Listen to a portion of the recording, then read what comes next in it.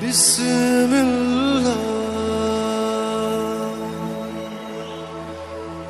الرحمن الرحیم۔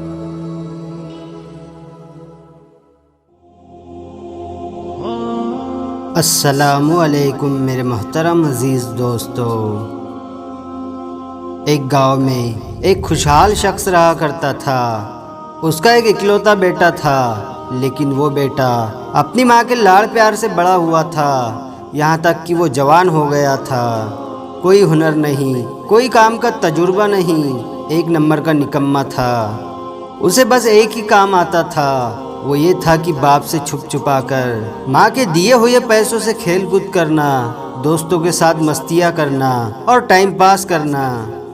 ایک دن اس کے باپ نے اسے آواز دے کر بلایا اور کہا کہ بیٹے، اب تم بڑے ہو گئے ہو، تم بچے نہیں رہے ہو، اور اب تم جوان بھی ہو گئے ہو۔ اب سے اپنی ذات پر بھروسہ کرنا سیکھو، اپنا پسینہ بہا کر کھانا کھانا سیکھو اور زندگی گزارنے کا ڈھنگ سیکھو۔ بیٹے کو باپ کی یہ بات ناگوار گزری، پسند نہیں آئی۔ اس نے اپنے باپ سے احتجاج بھرے لہجے میں کہا کہ ابا جان، مجھے تو کوئی کام نہیں آتا۔ تو باپ نے کہا بیٹا کوئی بات نہیں، اب سیکھ لو۔ باپ نے بیٹے کو سخت لہجے میں یہ حکم دیا، تم آج ہی شہر روانہ ہو جاؤ، اور یاد رکھو جب تک تم میرے لیے ایک سونے کی اشرفی کما نہ لینا، تب تک واپس لوٹ کر نہیں آنا۔ اب بیٹے کے پاس کوئی چارہ نہیں تھا، اس نے طے کر لیا کہ اب تو شہر جانا ہی پڑے گا۔ وہ شہر جانے کے لیے دروازے کی طرف بڑھ ہی رہا تھا تو اس کی ماں، جو چھپ کر باپ بیٹے کی یہ ساری باتیں سن رہی تھی، اس نے سب کچھ سن لیا تھا۔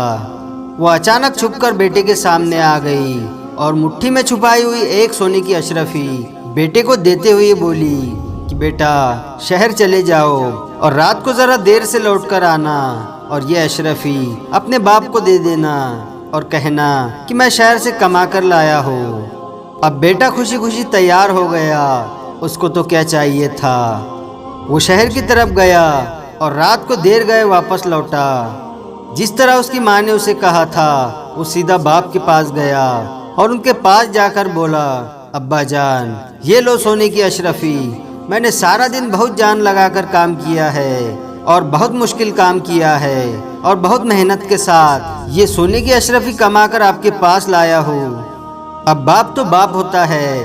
باپ نے وہ اشرفی لی، اس کو اوپر نیچے آگے پیچھے دیکھا اور بازو میں آگ جل رہی تھی۔ باپ نے وہ اشرفی اس آگ میں پھینک دی اور پھینکتے ہوئے کہا، برخوردار یہ وہ اشرفی نہیں ہے جو میں نے تم سے مانگی تھی۔ اب تم دوبارہ کل کام پر جاؤ اور دیکھنا جب تک تم اشرفی کما نہ لینا، واپس لوٹ کر کبھی نہ آنا۔ اب بیٹا خاموشی سے اپنے باپ کی یہ حرکت دیکھ رہا تھا۔ اب باپ کے سامنے وہ کیا بول سکتا تھا۔ دوسرے دن وہ گھر سے شہر جانے کے لیے نکلنے ہی والا تھا کہ ماں پھر اس کا انتظار کر رہی تھی۔ اب ماں جو دروازے کے پاس باپ سے چھپ کر اپنے بیٹے کا انتظار کر رہی تھی، جیسے ہی بیٹا قریب آیا تو باپ سے چھپ چھپا کر ایک اور سونے کی اشرفی بیٹے کے ہاتھ میں تھما دی اور کہا کہ بیٹا اس بار تم جلدی واپس نہیں آنا، 3-4 دن شہر میں ہی رہنا اور پھر 3-4 دن کے بعد لوٹ کر آنا، اور یہ اشرفی اپنے باپ کو دے دینا، ان کو شک بھی نہیں ہوگا۔ اب جیسی ماں ویسا بیٹا، تو بیٹے نے بھی وہی کام کیا جیسے اس کو ماں نے کہا تھا۔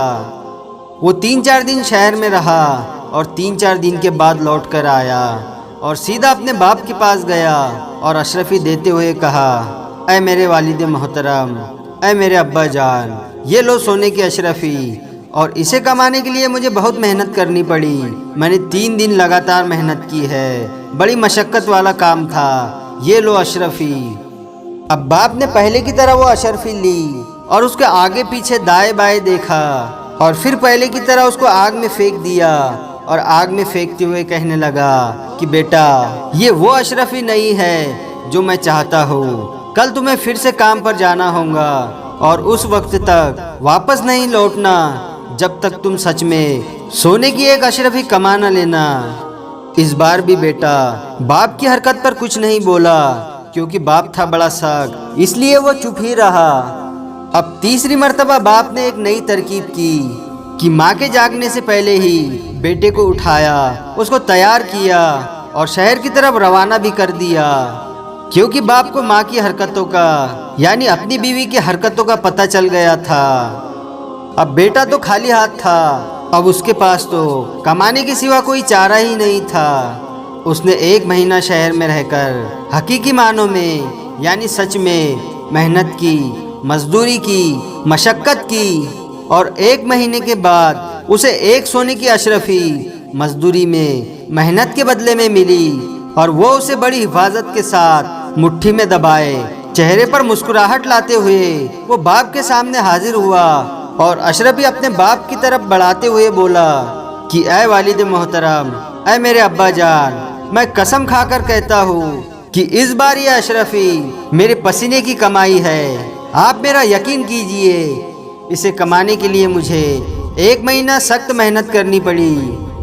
وہ سونے کی اشرفی باپ نے ہاتھ میں لے کر غور سے دیکھا، اوپر نیچے دائیں بائیں، اور اس اشرفی کو بھی بس وہ آگ میں پھینکنے ہی والا تھا، تو بیٹے نے باپ کا فوراً ہاتھ پکڑ لیا اور کہا کہ ابا جان، اسے مت پھینکیے، یہ میری 1 مہینے کی کمائی ہے، میں نے بہت سخت محنت کی ہے، مزدوری کی ہے، اور آپ اسے یوں ہی آگ میں پھینک رہے ہو، ابا جان ایسا مت کیجئے۔ جب بیٹے نے باپ کا ہاتھ پکڑ لیا اور وہ اشرفی آگ میں پھینکنے نہیں دی تو باپ ہنس دیا اور مسکراتے ہوئے آگے بڑھ کر بیٹے کو گلے لگاتے ہوئے کہا کہ میرے بیٹے، اب تم جوان ہو گئے ہو، اب تم محنتی ہو گئے ہو، بے شک یہ اشرفی تیری محنت اور پسینے کی کمائی ہے، کیونکہ اسے تو ضائع ہوتا ہوا اور آگ میں جلتا ہوا نہیں دیکھ سکا، حالانکہ میں نے اس سے پہلے 2 بار اشرفی آگ میں پھینکی تھی، لیکن اس وقت تم نے میرا ہاتھ نہیں پکڑا تھا اور تمہیں کوئی افسوس بھی نہیں ہوا تھا۔ تو میرے عزیز دوستو، یہ بات بالکل سچ ہے کہ جو مال بنا محنت کے، بغیر محنت کے آتا ہے، وہ جاتا بھی بہت جلدی ہے۔ یہ جو سونے کا چمچ لے کر پیدا ہونے والی اولادیں ہیں، یہ جو آج کل نقلی شہزادے ہیں، جو راستوں پر اپنے مال کی نمائش کرتے ہیں اور غریبوں کو ان کے غریبی کا احساس دلاتے ہیں اور اپنے مال و دولت ہونے کا دھوس جماتے ہیں، یہ خاندانی رئیس نہیں ہوتے ہیں۔ خاندانی رئیس وہ ہوتے ہیں جو اپنے مال و دولت سے غریبوں کی، محتاجوں کی، مفلسوں کی، ضرورت مندوں کی مدد کرتے ہیں۔ ویڈیو پسند آیا ہو تو لائک اور شیئر ضرور کریں، اور آپ نے ابھی تک ہمارے چینل کو سبسکرائب نہیں کیا ہے تو اسے بھی سبسکرائب ضرور کر دے اور ساتھ میں بیل آئیکن دبا دے، تاکہ ہر آنے والی نئی ویڈیو کی نوٹیفیکیشن آپ تک پہنچتی رہے۔